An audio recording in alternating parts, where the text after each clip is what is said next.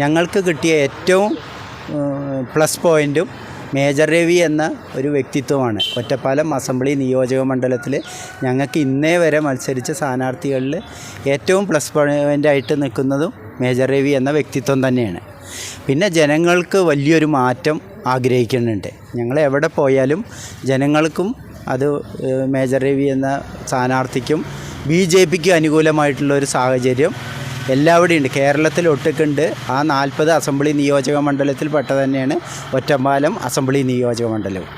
Class റൂമുകളൊക്കെ IT based smart class റൂമുകൾ ആക്കിക്കൊണ്ടിരിക്കണമെന്നൊക്കെ പറയുന്നല്ലാതെ യഥാർത്ഥത്തിൽ ക്ലാസ് റൂം ടീച്ചിങ്ങോ IT ബേസ്ഡ് ആയിട്ടില്ല. ഇപ്പോഴും ടെക്സ്റ്റ് ബുക്ക് ഓറിയൻറ്റഡ് ആയിട്ടുള്ള ടീച്ചിങ് തന്നെയാണ് നടക്കുന്നത്.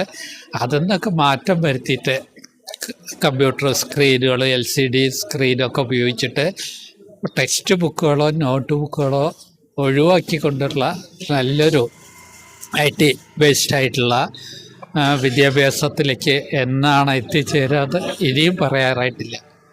അതാണ് കേരളത്തിലെ സ്ഥിതി.